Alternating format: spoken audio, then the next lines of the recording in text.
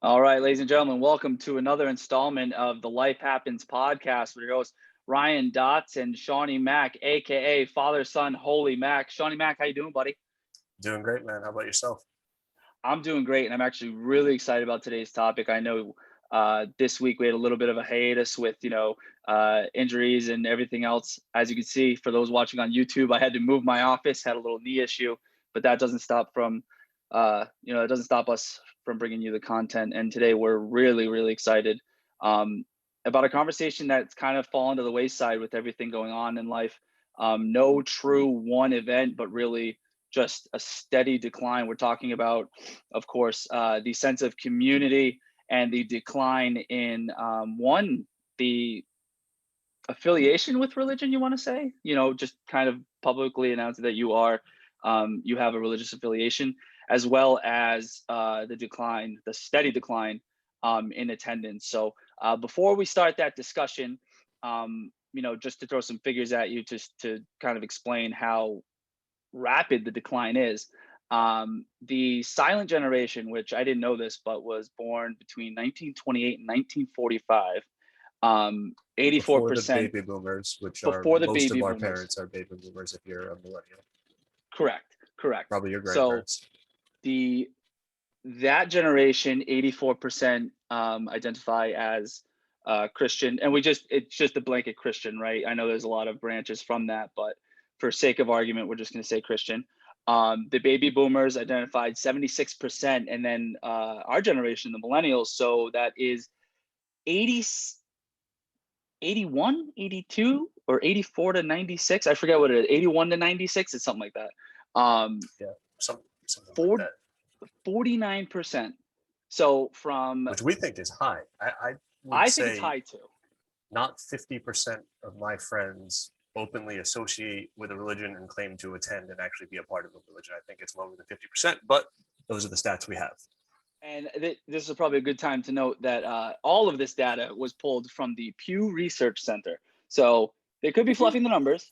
But that is what that's the service that the church uses to gauge attendance and participation. So we'll go with it. So here's the interesting part.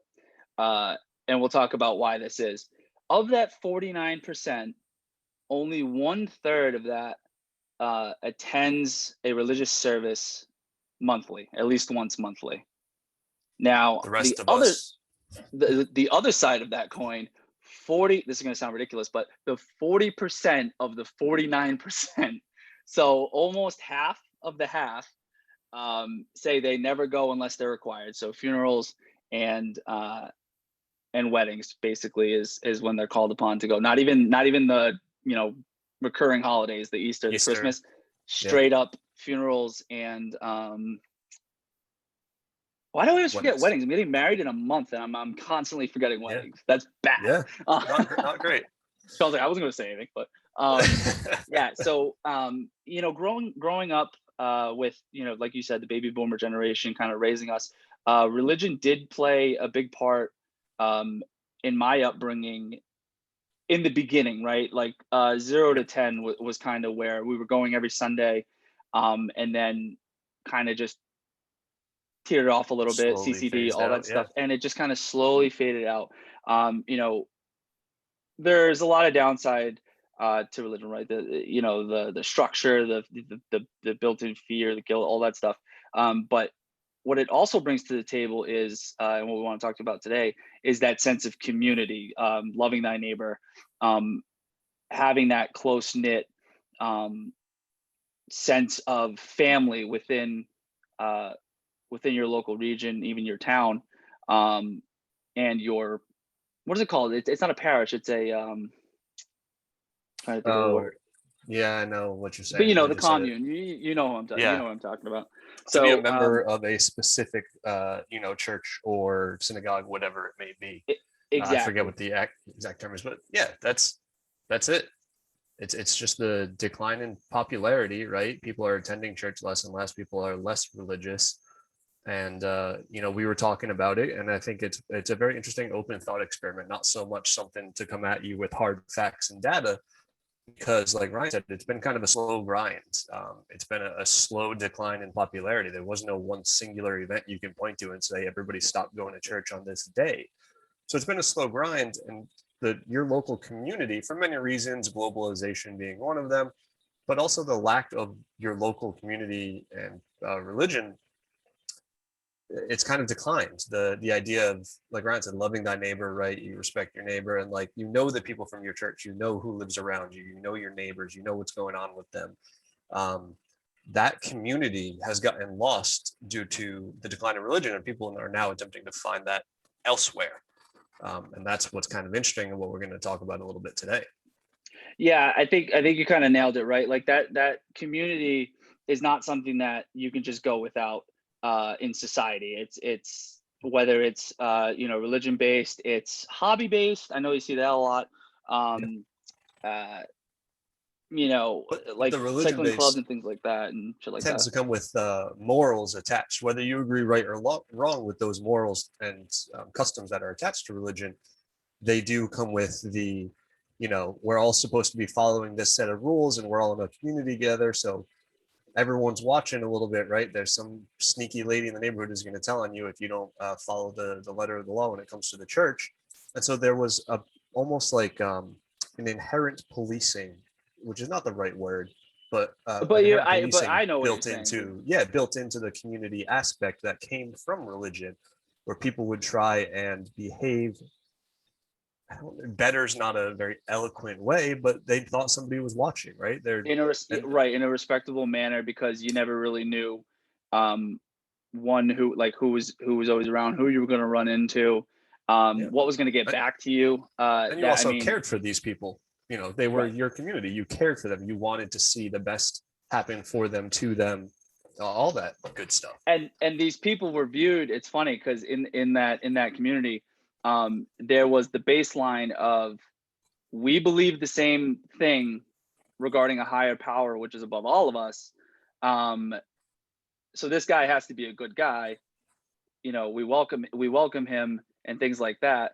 But also, like you said, like everything's the series of checks and balances between people. Oh, I saw so and so doing whatever, saying whatever. But again, it was like still that good. He's a good dude. Yeah. Yeah. And so what we've kind of seen, and I think this plays a big role into kind of the chaos and disarray in society these days, is the breakdown of local community. And again, that's due to many things that we talk about on the podcast, right? Amazon taking over everything. Instead, you go into your local grocer, you buy your Amazon groceries through Whole Foods, right? So that's a general globalization theme that's happened over the course of the baby boomers' lifespan. But this is a specific component that we think has led to, a bit of the breakdown that we see in society. Instead of caring for your neighbor, it's now cancel culture, where you try and get them outed for something. And that's the opposite, really, of what would have happened in these tight-knit communities we're talking about. People would get called on their bullshit, yes, because they're part of a tight community with religious or not rules, but religious guidelines in place. But now it's just doing it because you want to see someone get got. You want to see someone canceled. Exactly. If you were being an ass, you had the ability to tell that person that they were being an ass. But you kind of hit the nail on the head, right? If somebody's I don't want to say making a mistake, because you don't want to say make a mistake, but doing something not correct, falling a little bit short, whatever the case may be, that community would pick them up. They'd help them. They'd reach out with a lending hand and a positive attitude, as opposed to nowadays, where, can you believe this, that, and the other thing? You're posting it online, you're blowing up their spot, and like you said, cancel culture. They're trying to get them got as if you're doing a good thing, when in reality, you're not even taking the opportunity to help somebody in your community. Yeah, and so now we see, instead of a small tight-knit community reaching out to support people who need it the most, the people who are the most tormented with the most problems are now getting canceled instead, and they're being ridiculed, and instead of support, we are doing the exact opposite, which is basically kicking them while they're down. And I think this all plays from the breakdown in community. And I think I'm not a big religious person. I was raised religious, as Ryan touched on at the beginning. As a child, I went to church. I still go when somebody gets married or dies. Right, I am one right. of those religious folks. And so I'm not advocating like everyone needs to start going back to church, but I think we need to re-find this local community in some sense, get reacquainted with our neighbors and get back to that kind of way of life where we cared about one another more as opposed to trying to get one another. That support, like you mentioned, from the community, that's what we need to get back to. Yeah, I fully agree. And you know, like we said at the top of the show, like that's not something that just can you can go without. It's just a human, it's a natural human necessity. And I think Yep. what we're seeing now is, like you said, the globalization of the world, everything being online, the access to the information, and also the access to stuff that you relate to. Right? We Yeah. see this shift in um, media where it's not just your favorite program anymore, it's your favorite characters, it's your favorite people. And these diehard fans, these diehard, diehard followers, which that's literally the word that people always use, right? Is Yeah. followers, whether it's Instagram, Twitter, whatever. Mhm. Jesus had followers too. He was the number one. Like it's kind of OG. like, yeah, right. The only problem with that is technically he's already said everything he's going to say. It's in a book. We've got it. You know what I mean? Where these people are hanging on every word and every new thing for the people that they're watching, all within um the grounds of the same interest that people have. You may not agree with everything, but you still tune in. You're like, I don't know, or yeah, absolutely. Like, you know what I mean? And it's an Yeah. everyday occurrence, but it's all technically really a fallacy, because this is all online. These people all live all over the world, and you don't even A know lot the of name of the it's you don't know the name of the guy who lives next door to you that you see every day and give that weird when you're leaving it's the house. yeah. Yeah, No, I like know. That's the same thing I was gonna say, is a lot of it's anonymous too. There's so much anonymity online these days that it removes that connection layer because you don't care about being outright rude to someone because no one knows who's doing it, and you don't care if people are rude to you because it's your fake profile online. oh, And it's the new so road rage. It's the new road rage. You have the yeah. safety of the glass and everything, the high moving in your car. It's in your office, second office. Yeah. It's in the privacy of your own home, and now they don't know your name. They don't know who you are. Yeah, you let it fly. And it's just insanely toxic, all with the idea that it's like, I'm a part of this. I'm a part of this. It's like, you're really not. It's like the people around you. If your car breaks down or whatever, you need help with something, you're not going to go online and ask these people who live all over the world. You're going to ask your neighbor, someone in your local neighborhood, to Yep. potentially help you out. Yeah, and this causes, I think, as well, people to latch on to things in search of a replacement for religion. So they find it a lot Yeah. online. We're talking about, you can find a group or a fan club or a forum or Oh, there's what a have Facebook page you for everything now. for everything these days. So you can find anything you would like to be a part of online, and you can find some sense of community, but that is not the same as human interaction. We know this from the Yeah. scientific level. It's been proven that the interaction online is not remotely the same as genuine human interaction. So there's that. Right off the bat, it's not as deep of a connection or an interaction as we would have if you were in person. And I think this causes people, because it's much more surface level, they feel the need to latch on deeper, to Mm. prove their attachment to whatever this thing is that has replaced what would have at one point in time been their small local sense of community. And I think that's where we get really interesting. Like people online who will latch on to anything. We see it with diets. You see it with investment theses like Bitcoin. That has You blown up see, like crazy. That's what brought us here. But yeah. yeah. I hate it. I see it all the time with diets online. People, influencers, air quotes, who have a large What a enough load of social shit that media is too. following, and they just preach one diet is the only diet that can fix you. There's one way to do it, and it's their way, even though there are hundreds of scientific papers proving that to be wrong. But people will agree and latch on to this person and then become parrots for that person or puppets for that person, preaching their doctrine as though it is gospel when it's just one person's thoughts that can be completely made up, but you're latched onto it now so deeply because you need to identify with something. And the only reason why that influencer is peddling that diet, the one and only diet, is because they were the highest bidder. Yeah, or because they know it sells. They know the data. If listen, if we're talking about this example, and as someone who's a nutritionist or what have you, they've read the studies. They know that you can fix your health in a variety of ways. They're just selling you the one that works because it's easier to sell a magic pill than generic Advil. Oh yeah, I don't have to work, exercise, or worry about like my diet. Yeah, but you'll I'll lose lose 20 weight. pounds tomorrow. Yeah. Click. I'm golden. So you'll die. We see with that's that. That's the weight we loss. see it with like we said, Bitcoin as well. Bitcoin's a big one. People have become so latched on to the idea of Bitcoin that they can't even discuss the shortcomings of it as a product, as an intangible asset.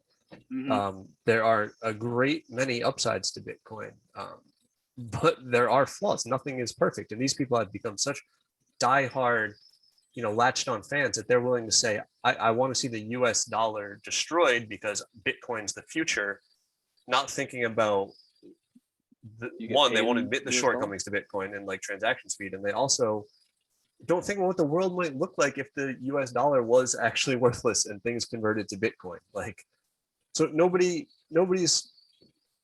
doing the homework. No one's having the thought experiments. They're just latching on to any old idea, something that seems to resonate with them. And then they get hooked, and then they get caught, and they can't. It seems as though people can't get their way out or find their way out or refuse to admit their fault.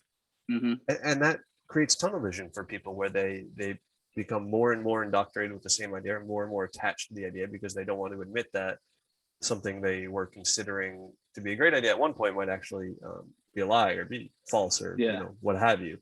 And so it's just really interesting to watch it happen in real time, slowly, but in real time, at least throughout our lifetimes. Absolutely.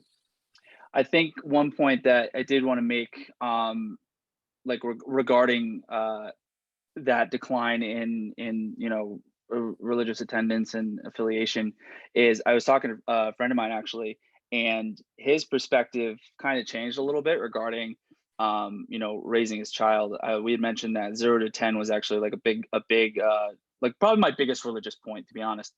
Church every Sunday, hated it because every kid hates it. But I was talked to because I was never a religious guy. My wife's religious, her family is, but we don't go. But when we had our baby, we were kind of talking about the influence of religion, which is a conversation that you should have with your significant other about your child.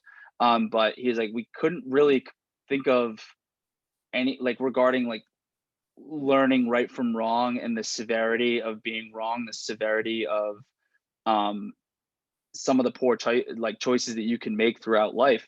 I mean, it's very obvious to us as adults, but without that, I don't want to say fear, because you never want to say fear, but it's the understanding of a higher power monitoring you. I don't want to say watching and judging, but kind of monitoring. But again, the foundation of right and wrong, when you take out religion, is a very challenging concept for the ones that grew up with it being religion. It's like, why don't you do anything wrong? It's like, well, sin, it's bad for everything, right? So I found that pretty interesting. It's a perspective that I didn't think of up until he had mentioned it, and I think it's definitely worth mentioning.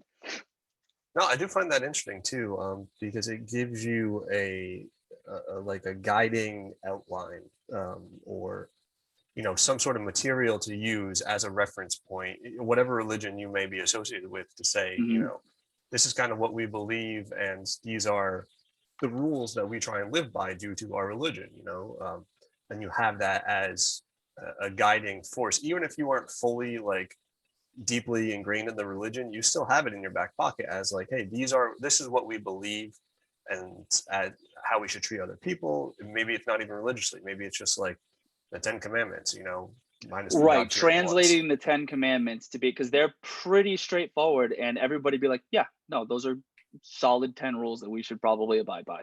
You know what I mean? And I think if you do that, I'm sure translating, because not translating, but you're basically making it non-religious, which they aren't. It's relatively easy to do, but then that idea of like Santa Claus. Like Santa Claus, you have to be good all year. You know what I mean? Just kind of Yeah. that incentive slash fear of right and wrong to really back up what we know is right.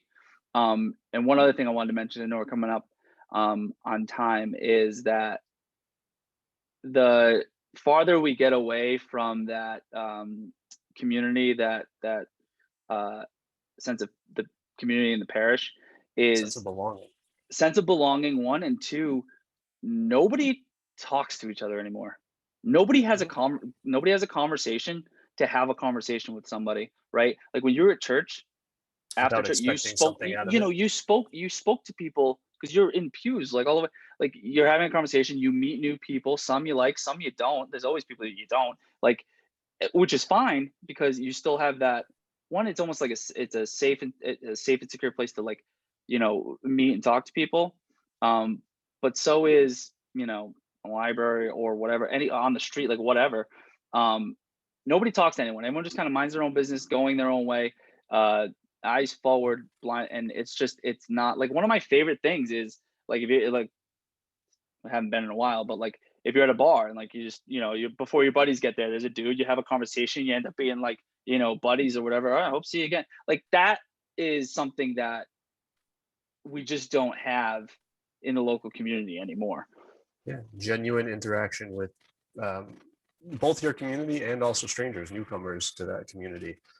And the longer this goes on before we decide to get back to community, and part of this, we talked about the COVID episode. You should probably go back and listen to that one if you want. But that's a big part of my issue with the COVID response is the lockdown and what it's doing to people's mental health. And we talked about this in the episode. Yeah, But the go back and longer listen this because it goes, does tie into this. on, the more community breaks down, the more people Mhm. become dehumanized. You're just another person that I'm supposed to report on to the government, as opposed to you're my neighbor, you're a part of my community, and it's actually us against them, not me and the government against you. And that is Because so much more important, to be honest. now more than ever, Mhm. with the power of our government. But yeah, it's we've taken the power out of our small little communities that used to have a say, used to have a vote, used to have an influence over how things happened in your community and your Mhm. local area. And the longer this goes on and the further the breakdown occurs, not directly tied to religion, but directly tied to that sense of local community, the worse society is going to get. We're Oh, going to have 100%. more mass shootings. We're going to have more protests, violent protests, because those people wouldn't be doing that if they deeply cared about those in their small local community. Granted, there's always going to be exceptions and outliers. There's always going to be a bad guy with a gun. I'm And not that's here with to say, anything. Yeah. yeah. So, but in general, you know, as soon as we start working back to smaller, local, tighter communities and get back to caring for our neighbors and our generally just our other humans on the planet, the other Mhm. people in our species, the world's going to be a lot better place, and we'd just like to see it start trending that way. This is a conversation that I think people kind of know in the back of their heads, but aren't having it. People Yeah. understand the breakdown that's occurred, um, but it's hard And to they just pinpoint say kind of where it's that's the coming from. yeah, they say that that's just the way the world is now. I think, again, the access to information almost immediately is like instantaneous. Instant access, geez, is is at the forefront, honestly. Um a lot, and it sucks because it's all negative, right? You mentioned shooting, stuff like that. Like without the internet and stuff like that, if it wasn't like back then, if it wasn't in your community and you didn't watch the 7 or 11 o'clock news, you didn't hear about it, or you didn't read the paper. You know what I mean? You didn't really hear about it. But that also allows people to be selective of what they are going to educate themselves on. You know, Yep. whether it's all bad, all good, has nothing to do with events 1, 2, and 3. It doesn't matter. Like it used to be, everybody was talking, hearing, resolving issues within their community that everybody really knew about. But now everyone is just a stranger within their own town. And it's not gonna it's kind of going to be the downfall. It sounds dramatic, but realistically, if you think about it, like also if you only associate with people that um like, enjoy, and agree with the things that you like, enjoy, and agree with, how are you ever going to learn about something new that you may like, dislike, or something that you're not informed of, but you probably should be. You know, was it Syria, the internal conflict in Syria, I believe. Like all that's like if you have no interest whatsoever, which is fine, but you should still, be socially aware of what's going on, because you never know who you're gonna run into, you never know who you're gonna look like an idiot to. And also you might find a new hobby or something, or just make a new friend, which kind of blows my mind. You know what I mean? Yeah, and that's what we need to work towards, but it's also just learn a new thing, right? People get caught in these echo chambers, and unfortunately, due to a lot of social media and the algorithms built into them, like YouTube, they're just going to keep forcing you down that same rabbit hole. They're going to keep, I hesitate on you pick clicking an any idea. likes anymore. Yeah, you take one idea on YouTube and you watch 1 or 2 videos, and they just funnel that content to you. It's gotten to the point now where I'll notice when I'm liking too much right-wing stuff. Like, because that's all that shows up in your suggested feed. Yes. To me, like, something you may like, suggestion for you, and I'm like, oh shit. And then like if I I won't like it right away. I'll see who posted it, and if it's suggested for you, I know I'm getting funneled. And so, like, by the way, huge tip for you people: like, don't click those. Look for that shit. Yeah, if you see suggested for you, don't like it. Like, don't even look at it, because you can. Oh, actually, that is a way to. Yes, that is a way to beat the video, the algorithm rather. We're going off topic here a little bit, but it's part of everything. Right, we're ending the show anyway. If you find a video that's promoted to you and says, we think you'll like this, and you find the same video that's not promoted to you, click the one not promoted to you. It doesn't feed the algorithm to then drive you back. But the main point being here is we're trying to get back to a sense of community. So, be a little bit nicer to your neighbor, wave hi, start a conversation with a stranger, right? Without being creepy. Because that's everyone's homework. That's everyone's homework for the week is to meet someone new. If we all just cared a little bit more about the other people around us and a little bit less about ourselves, and that sounds hard these days, the world would be a much better place, and that's what we want to see happen.